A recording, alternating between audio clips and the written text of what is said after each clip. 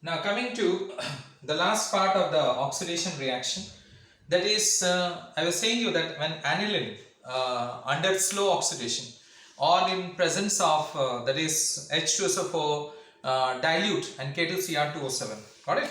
What it forms? It forms para-benzoquinone, got it? So what you find is that when aniline is being left in the air, got it? When aniline is left in the air, means it undergoes slow oxidation and it develops a brown color. Alright, so that particular equation I am going to show it to you.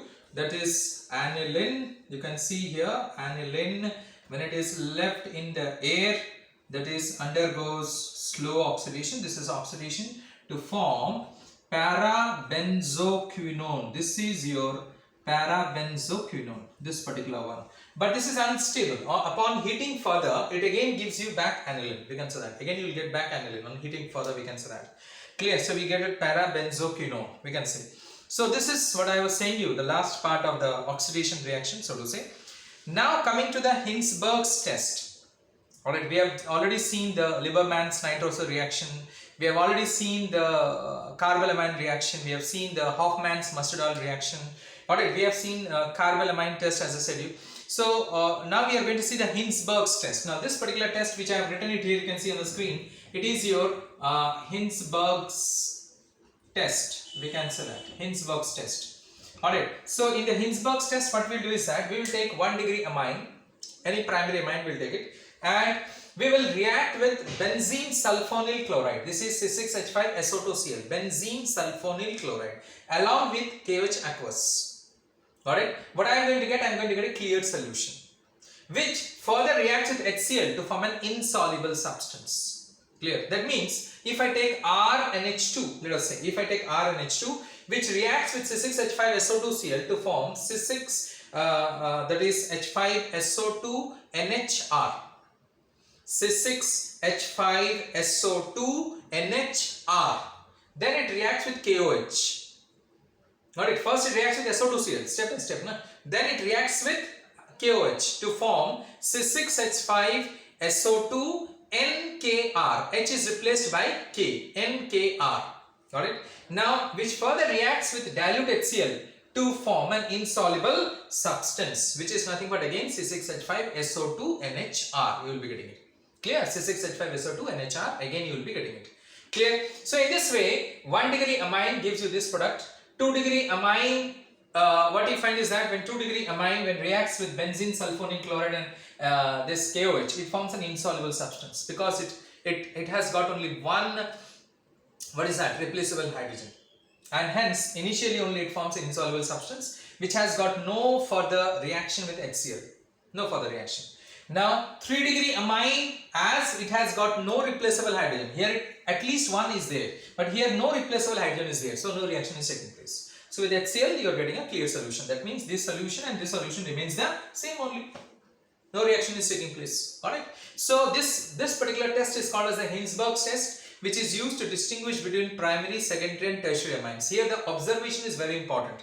Observation, that's very important. So with primary amine you get an insoluble substance after reacting with HCl. With secondary amines you get an insoluble substance in the first step itself when it reacts with benzene sulfonyl chloride and KOH, which is otherwise called as Hinsberg's reagent, which is also otherwise known as Hinsberg's reagent. Now 3 degree amine, when it reacts with Hinsberg's reagent, no reaction SLU due to the absence of any replaceable hydrogen atom or alpha hydrogen atom, so to say, we can say that. So this particular test distinguishes primary, secondary and tertiary amines. In the Lieberman's nitroso reaction, you have seen it that primary amines will give you nitrogen gas. It evolves nitrogen gas. Primary amines as well as your aniline, it evolves nitrogen gas. No other amines does. Secondary amines gives you yellow oil. Got it? Yellow oil, which further reacts with phenol, acidified phenol to give you green solution, which reacts with NaOH to give you deep blue solution, which reacts with water on dilution, it gives you a red colored solution. So to say, we have seen it. Clear? Tertiary amines, no such reaction is taking place. So this is the what you can say, the test of amines. So to say, it's very, very important, the test, we can say that. Now we will come to the last part of this particular chapter, that is your electrophilic substitution reactions, because you know that aromatic compounds undergoes electrophilic substitution reaction. So we will come to the last part of this chapter, that is electrophilic substitution reaction, so to say. Now, electrophilic substitution reaction is given by aryl amines. As I said, aromatic amines, aryl amines like aniline, we can say that. Now, in aniline, what you find, the benzene ring contains NH2 group. NH2 group, and NH2 group is nothing but is an ortho-para director because it is single bond. So NH2 group directs the incoming electrophile to go to the ortho and para positions. So hence I said that NH2 group is an ortho-para director. It directs the incoming group to go to the ortho and para positions to attack the ortho and para positions, so to say. So the incoming electrophile attaches themselves to ortho and para positions of this aniline, we can say that. But what you find is that NH2 group is a highly activating group also. It is a highly activating group. It activates the benzene ring to such an extent that not only mono-substituted product is formed, it also forms tri-substituted product. Mono-substituted product means ortho and para. They are called mono-substituted. Ortho product, para product. Separately. Ortho and para separately is formed, not together. So they are called mono-substituted. Only one substitution takes place here. But here, what you can say, this NH2 group is such an activating group. It not only activates the benzene ring to form a mono-substituted product, it also activates the benzene ring to form a tri-substituted product. Tri-substituted product is being formed. Alright, it activates the benzene ring. So hence what you need to do is, you have to deactivate. Then only the reaction can be carried out. First we will see that when we are not deactivating it, directly if you are going for electrophilic substitution reaction, then what is the product it may take place. Like aniline, when it reacts with bromine, we can say that Br2, when aniline reacts with bromine. So what I am going to get it? I am going to get it, that is nothing but NH2 tri-substituted product. So it is 2, 4 and 6 tribromoaniline plus 3HBr. 2, 4, 6 tribromoaniline, you will be getting it. 2, 4, 6 tribromoaniline, you will be getting it. So with that is aqueous bromine, of course, I forgot to tell you, it's bromine water or aqueous bromine, so to say. It forms 2, 4, 6 tribromoaniline. You can see it here. It forms a tri-substituted product. But I want mono. I want only this, or this and this I want. I don't want the third one. Alright. So hence, what you find is that you have to deactivate the ring. You have to deactivate the ring first. Then you can go for what you can say electrophilic substitution reaction. Now, how to deactivate the ring? That's very important. How to deactivate? Now, what you need to do is that we need to react with either acetyl chloride or what you can say acetic anhydride, because this acetyl chloride or acetic anhydride, they are the derivatives of acid, and when it reacts with acid, which one? That is aniline. It reacts with acid, then what happens is that the activation is being suppressed, because these are the electron, what you can say, withdrawing group, this particular electron withdrawing group. So it withdraws electrons from the aniline, from the nitrogen atom, we can say that. And hence, due to this particular reason, the activity of the aniline is being suppressed, is quite lessened, we can say that. Did you get it, my point?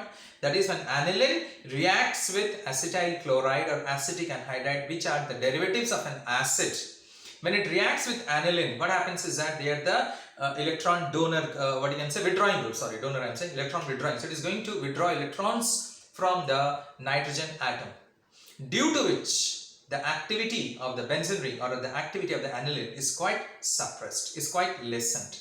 Clear now? So how to do the reactions? So we will first react aniline, that is with CH3COCl or CH3COO whole twice O, that's acetic anhydride. Anything you can take. Anything we can take. CH3COCl, so to say. So it is going to form benzene ring, that is NHCOCH3. You can see it here. Benzene ring NHCOCH3. Clear? So it is being suppressed now. Clear? So after that, I am going to react with Br2, with bromine. The same bromine now I am going to react. What I am going to get it? I am going to get, that is the two product, that is Br NHCOCH3. Another one, let me shorten this one. that is NHCOCH3 and another Br at the para position. One we got at the ortho, another Br at the para position, we got it. Clear now? Now I have to remove also this COCH3. I don't want the COCH3 group because COCH3 group was a deactivating group. It was being taken to deactivate the benzene ring. So that trisubstituted product should not be formed, isn't it? So my job is over. I got monosubstituted. You can see that. Br, I got it in the ortho and para. So hence what I will do is that I will go for hydrolysis. HOH/H plus. I will go for hydrolysis. Alright. Upon hydrolysis, let me say you, upon hydrolysis, what I am going to get it, I am going to get a small one, I am writing it. I hope you will understand here. That is NH2, here Br, plus you will be getting here NH2 in the first position and Br in the fourth position. You can see it here. Br in the fourth position. I wrote it here, but it should be below. Understood? I don't have the space here, so I wrote it at the side, but it should be below. So you got it. This. And what about COCH3? It reacts with water to form CH3COOH, acetic acid. We can say that. Clear? It reacts with this to form CH3COOH. Fine. So in this way, you get the particular product, which is electrophilic substitution reaction is being carried out. We can say that. We can go for same thing for nitration also. For nitration, what you need to do is that here you will be taking, that is nothing but HONO2 here. Instead of Br2 here, I will be taking HONO2 / H2SO4, conc H2SO4. Nitration. For nitration, what we need? Nitric acid and concentrated sulfuric acid. So ultimately the product what you will be getting? Here NO2, here NO2 you will be getting it. Okay. Now after that you go for hydrolysis. Here NO2 and here NO2 you will be getting. That is 2 nitroaniline and 4 nitroaniline you will be getting it. Clear? So that is orthonitroaniline and para-nitroaniline you will be getting it, where the para product is a major product, you know that. Because ortho is a minor product, because steric hindrance is going to take place. In case of ortho, the steric hindrance is taking place. The electron cloud of Br and the electron cloud of NH2, when they come closer to each other, they are going to repel. The steric hindrance takes place. So hence, in case of para, no such thing is taking place. So it is a major product, so to say. So in this way, we have seen halogenation, and I have said you also your nitration. Alright, I hope you understood what is nitration. You may write it down the reaction. Just instead of that is Br2, you have to take HONO2 conc and H2SO4 conc. If you take and if you do the reactions, then the reactions can be carried out. Now we go for sulfonation. Alright, we'll go for sulfonation. So sulfonation, what we'll do, we'll take aniline plus H2SO4. We can say that conc H2SO4. So you will be getting, that is benzene ring NH3 plus and HSO4 minus. You will be getting it.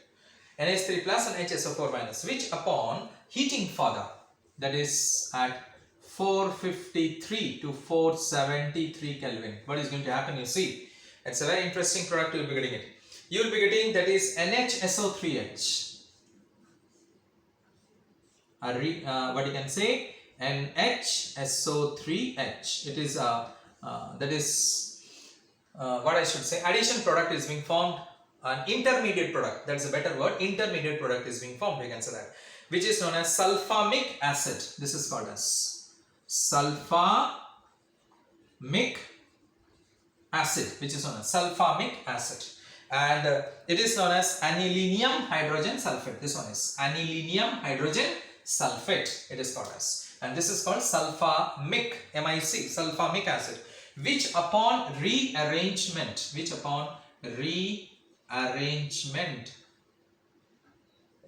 will give you benzene ring NH2, and here you will be getting SO3H, which is known as sulfanilic acid. What I said, sulfanilic acid, so to say, sulfanilic acid. Now sulfanilic acid acts as a Zwitter ion.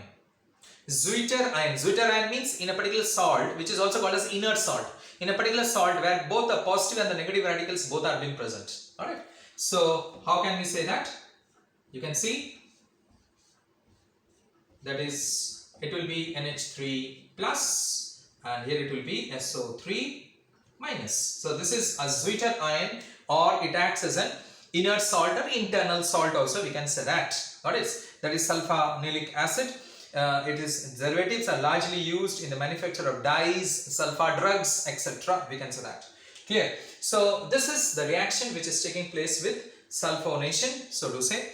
And coupling reaction you have already studied in phenol chapter, that when benzene diazonium chloride reacts with aniline, it gives you, that is an yellow dye. There you have read it phenol, here I am taking aniline. Alright, benzene diazonium chloride, when it reacts with aniline, it forms a yellow dye, that is nothing but diazoamino benzene, we can say that. Diazoamino benzene, that is nothing but benzene ring N, double bond N, single bond, that is NH, then benzene ring. Again I repeat, benzene ring N, double bond N, single bond NH, benzene ring. Benzene ring, double bond NH, another benzene ring, we can say that. I have written as C6H5, which is called as diazoaminobenzene, which is a yellow dye, which upon rearrangement will give you, that is nothing but you will be getting NN, and here upon rearrangement, this will undergo rearrangement to give you this particular product. This product, it will be formed. This one,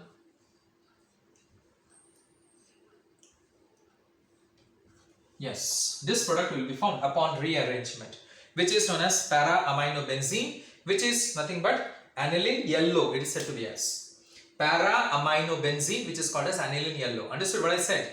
That is coupling reaction, this is said to be as. What I said, when benzene diazonium chloride reacts with aniline. Got it? Same that is conditions 273 to 278 Kelvin, because diazotization reaction, and the pH is in presence of H plus ion, and the pH is around 4 to 5, we can say that the pH is.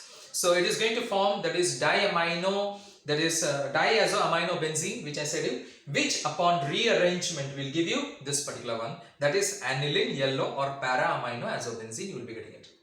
Para-aminoazobenzene. Yeah, sorry, I forgot to write NH2. This is NH2 will be there. Clear? NH2. This is NH2. Let me say you. This is para-aminoazobenzene. Para-amino. See, 1, 2, 3, 4. Para-aminoazobenzene. We can say that. Clear? You will be getting it. Thank you very much.